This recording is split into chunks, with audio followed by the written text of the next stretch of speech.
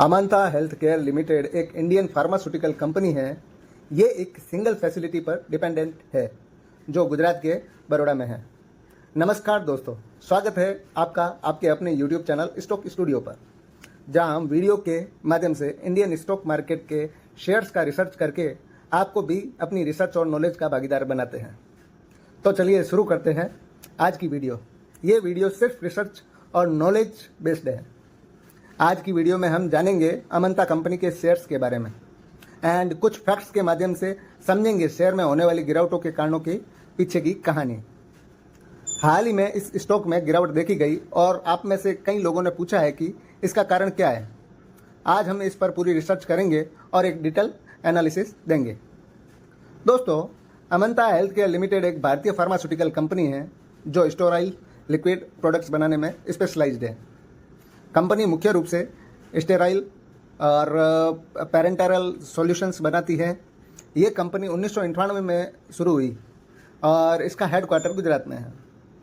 अमांता health care Alembic pharmaceuticals की सब diary है, लेकिन अब ये इंडिपेंडेंटली लिस्टेड है। कंपनी के प्रोडक्ट्स हॉस्पिटल्स, क्लिनिक्स और एक्सपोर्ट्स मार्केट में यूज होते हैं, खासकर यूरोपियन, अफ्रीकन और एशियन कंट्रीज में। कंपनी की मुख्य स्ट्रेंथ इसकी मैन्युफैक्चरिंग कैपेसिटी है। यह एक सिंगल फैसिलिटी पर डिपेंडेंट है जो गुजरात के बड़ौदा में है, लेकिन यही एक रिस्क भी है क्योंकि अगर कोई प्रोडक्शन इश्यू आया तो पूरा बिजनेस प्रभावित हो सकता है। कंपनी के पास यूएस का एफडीए और ईयू का जीएमपी जैसे इंटरनेशनल अप्रूवल्स है जो क्वालिटी को दिखाते हैं। हाल ही में सितंबर 2025 में कंपनी का आईपीओ आया था जो कि 126 रुपये प्रति शेयर पर लिस्ट हुआ और इसका सब्सक्रिप्शन 82 टाइम्स था, लेकिन लिस्टिंग के बाद स्टॉक में उतार चढ़ाव देखा गया। अब बात करते हैं कंपनी के फाइनेंशियल्स की। फाइनेंशियल ईयर 2024 में कंपनी की रेवेन्यू 281 करोड़ रुपए थी और जो फाइनेंशियल ईयर 2025 में थोड़ी घटकर 276 करोड़ रुपए के आसपास हो गई। यह टीटीएम सेल्फ ग्रोथ दिखाती है, लेकिन प्रॉफिट साइड पर अच्छा परफॉर्मेंस है। पिछले 5 सालों में प्रॉफिट की ग्रोथ 20.7% तक CAGR रही और टीटीएम प्रॉफिट ग्रोथ 190% है। ऑपरेटिंग प्रॉफिट फाइनेंशियल ईयर 2025 में 60 करोड़ रुपए के आसपास रहा और प्रॉफिट बिफोर टैक्स 15 करोड़ रुपए के आसपास रहा। EPS की बात करें तो 3.64 रुपीज़ है। अब की रेशियोज़ की बात करें तो PE रेशियो 51.43 है जो काफ़ी हाई है, मतलब स्टॉक ओवर वैल्यूड लग रहा है। ROE 10.89% और ROCE 14.8% है, लेकिन पिछले 3 सालों में ROE सिर्फ 5.8% रहा। डेट टू इक्विटी रेशियो 2.12 है जो हाई डेप्ट को इंगित करता है। इंटरेस्ट कवरेज रेशियो लो है और फाइनेंस कॉस्ट EBITDA का 45 से 62% है जो हाई डेप्ट दिखाता है। प्रमोटर होल्डिंग सितंबर 2025 में 63.56% है जो पिछले क्वार्टर से स्थिर है। कुल मिलाकर प्रॉफिट में ग्रोथ है, लेकिन सेल्स में स्टेबिलिटी की कमी है। दोस्तों, अब मुख्य सवाल, अमांता हेल्थ केयर के शेयर में गिरावट क्यों?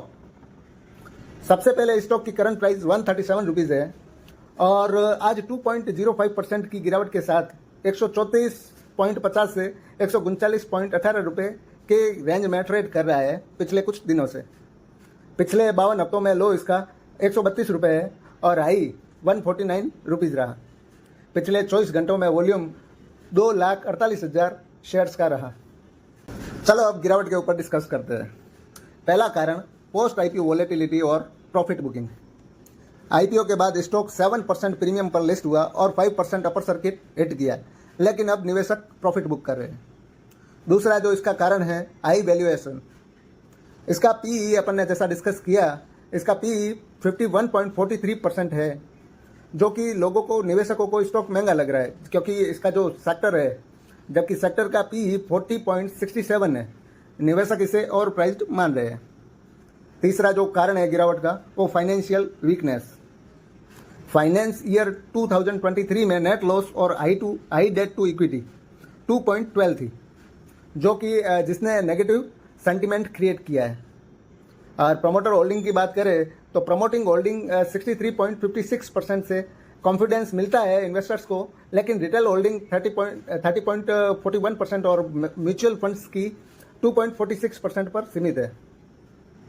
चौथा जो इसका गिरावट का कारण है वो sector headwinds. Indian pharma sector 2025 में प्रेशर में है। प्राइसिंग चैलेंजेस और रेगुलेटरी इश्यूज की वजह से फार्मा इंडेक्स में 4 डे रैली स्नैप हुई। इसका जो पांचवा गिरावट का कारण है रिस्क फैक्टर को लेके है single facility dependence, production quality concern और लिटिगेशन का जोखिम। यह सब मिलाकर शॉर्ट टर्म प्रेशर क्रिएट किए हुए है। Indian pharma sector valued 50 to 65 billion US dollar है और फाइनेंस ईयर 2030 तक 130 बिलियन तक पहुंच सकता है। अमनता की मार्केट कैप 539 करोड़ है जो छोटी है। इसका कंपटीशन हाई है। इसका कंपटीशन अपन जैसे कंपनियां देखें, सन फार्मा हुई, डॉक्टर रेड्डीज हुई, एलेम्बिक जैसी कंपनियां हैं जो इसका समझना कंपटीटर है। शेयर होल्डिंग में रिटेल 30.41% और प्रोमोटर 63.56% आदि है। एनालिस्ट्स कहते हैं कि शॉर्ट टर्म वैलिटिलिटी रहेगी लेकिन प्रॉफिट ग्रोथ सकारात्मक है। हालांकि कंपनी एक्सपेंशन और एक्सपोर्ट बढ़ाने पर फोकस कर रही है। अगर सेक्टर रिकवर करता है तो ग्रोथ पॉसिबल है, लेकिन हाई डेप्थ और सिंगल प्लांट रिस्क है। लॉन्ग टर्म में अगर प्रॉफिट ग्रोथ कंटिन्यू रही तो स्टॉक रिकवर कर सकता है। शॉर्ट टर्म में 132 से 149 की रेंज में ट्रेड करेगा हाल फिलहाल। सेक्टर में 8 से 10% की ग्रोथ एक्सपेक्टेड है। दोस्तों, अगर आप लॉन्ग टर्म इन्वेस्टर है तो प्रॉफिट ग्रोथ पर नज़र रखें, लेकिन वैल्यूएशन हाई है। शॉर्ट टर्म ट्रेडर्स के लिए वैलेटिलिटी रिस्क है। हमेशा रिसर्च करें और डाइवर्सिफाई करें। स्टॉक मार्केट में बिना रिसर्च के निवेश करना जोखिम भरा रह सकता है। किसी भी तरीके का निवेश करने से पहले सेबी रजिस्टर्ड सलाहकार से सलाह जरूर लें। अगर वीडियो पसंद आई तो लाइक, शेयर, सब्सक्राइब जरूर करें। धन्यवाद। मिलते हैं अगली वीडियो में। जय हिंद।